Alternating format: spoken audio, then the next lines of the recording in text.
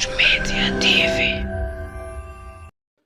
Nizere ko mumeze neza bakunzi b'ibiganiro byacu, inkuru tubagezaho. Murihanganira akamajwi ni kuri za gripe, ariko ntago bitubuza n'ubundi gukora inkuru zacu ngo tubahereze kandi abanyarwanda mumenye ukuri. Tugarukanye rero inkuru y'impanuka ikomeye ku muhanda wa Kinamba Gisozi, w'imodoka yarenze umuhanda ndetse igahitana abagera kuri 6 n'undi wa 7 wakomeretse. Ku nkuru bagiye batangariza ku bufatanye na BTN, abari bahari bamwe mu bari bicaye munsi y'ikiraro batubwiye ko imodoka yamanutse igendera mu kirere, ndetse nabo bakabona nta kindi bari bukore kuko babonaga urupfu rwaje. Ku nkuru irambuye na BTN TV. Iwacu Media TV. Ku isaa 9 n'igice z'amanywa kuri iki cyumweru nibwo ikamyo yo mu bwoko bwa Howo yari yikoreye itaka yamanutse mu muhanda uva kuri Apakope yerekeza muri feruje za Yamaha, aho yaje kwambuka umuhanda yerekeza inzira yo ku Kinamba kuko yari igiye Gacuriro. Ikimara kurenga izi feruje yahise itangira kuvuza amahoni menshi cyane asa nahuruza kubera ikibazo cyo kubura feri yari imaze kugira mu kuba yari yikoreye ibiro byinshi by'itaka. Bishobora kuba ari bimwe mu byatumye imanukana umuvuduko mwinshi cyane igana ku Kinamba. Mu kugera ku mirongo y'inzira y'abanyamaguru bambukiranya kaburimbo izwi nka zebra crossing iri hagati y'akayira kajya ku bitaro bya Muhima ndetse n'ikiraro cyo ku Kinamba, iyi modoka yahasanze umubyeyi wambukaga umuhanda, yamukubise imuta mu kindi gice cy'umuhanda, ahita nanone agongwa n'ivatiri yo mu bwoko bwa Toyota Karina, ahita hasiga ubuzima. Iyi modoka yaje kutambukira iki kiraro cyo ku Kinamba ku muhanda wo hejuru nk'uko bisanzwe, ahubwo yahise irenga umuhanda ihitana amatara yo ku muhanda n'ibyuma byo ku nkengero z'umuhanda, irenga umuhanda wo hasi iri kugendera mu kirere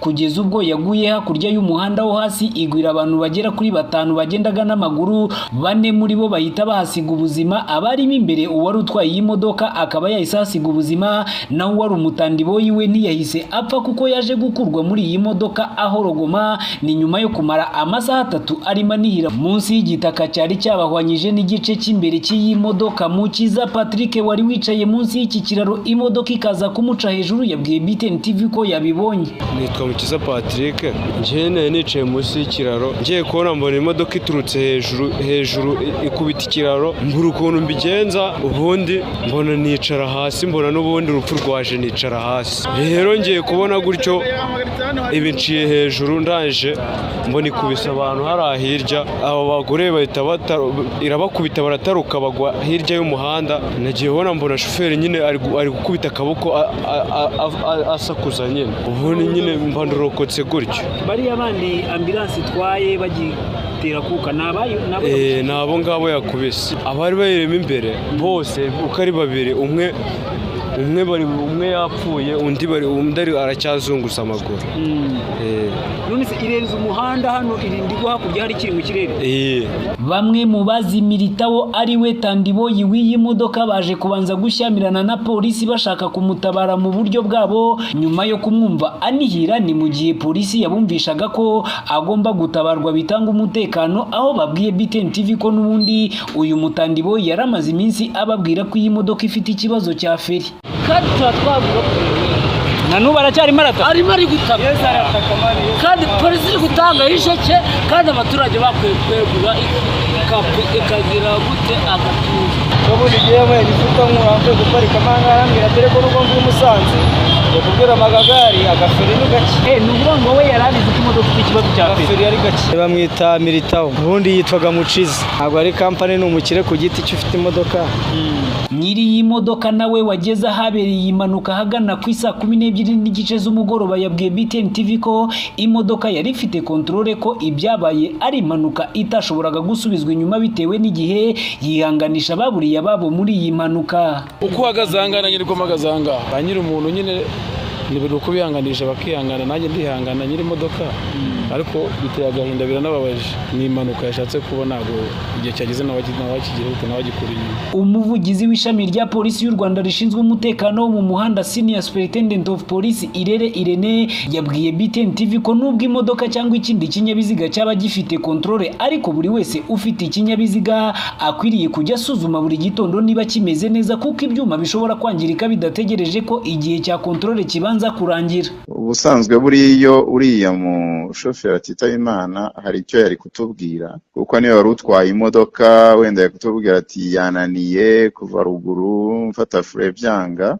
Ibyo rero abari bari hafi aho ngaho impanuka yabereye bagiye babona uburyo yagiye hutaza izindi modoka no kuyigarura mu ruhande nyarwo bimunanira agomba kuba ari ibibazo b'imekanike. Ibyo tuzi byangiritse abitavye Imana ni 6, 4 bakomeretse, hanyuma ibindi byangiritse n'imodoka yabanje kugonga, ipoto y'amashanyarazi, hari ikiraro kiriya cyo ku Kinamba n'umuhanda ari hasi aho yaguye babonye ko umuhanda nawo usa naho wacitse cyane cyane za bordure n'amapave.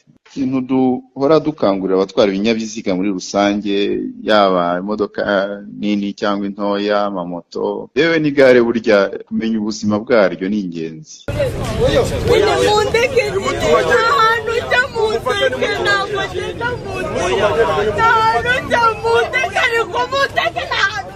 Yaba imiryango y'aba abantu 6 baburi ubuzima muri iyi mpanuka ko kanya iyo abayikomerekeyemo bagera kuri 4 bose wabonaga byabarenze, bamwe bananiwe kwakira kubona imirambo y'ababiryamye aho ngaho, ibyaje gutera bamwe amarira n'ihungabana. Gusa ambulance zagiye zitwara bamwe ku bitaro bya Muhima kugira ngo bafashirizweyo, ndetse n'inzego zitandukanye zirimo igisirikare, polisi, daso, abanyerondo, utanibagiwe inzego z'ibanze wabonaga ko zatabaye harimo n'umunyamabanga nshingwabikorwa w'umurenge wa Muhima. Ibi byabereyemo polisi ikaba yagerageje gutabara, ibikorwa byatangiye ku saa 10 bikarangira hagana saa 3 z'ijoro. Ibarushimuwe bihoye Keve Christian, BTN TV i Kigali.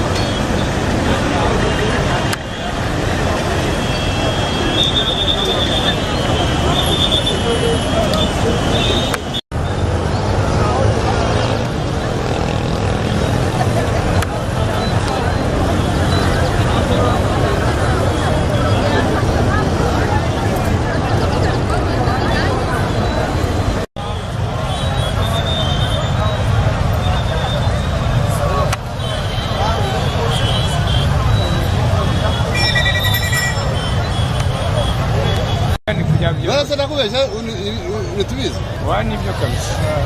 Abo Keve. Ese. Ko amufite abaturage bahita byatari. None se. Kijewe urumva nari Nyamirambo muri rero.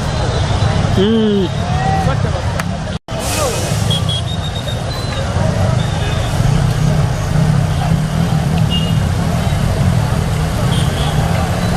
yang pada begini, boleh pada televisi kita.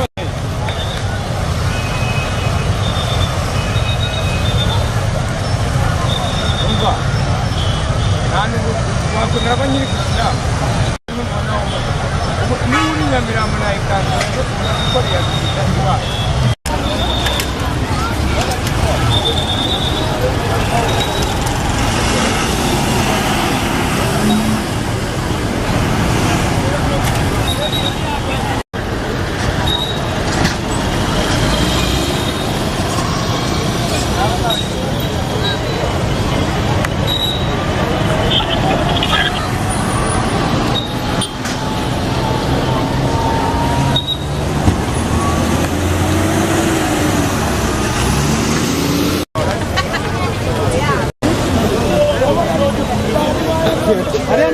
mu minota irimo kugenda mu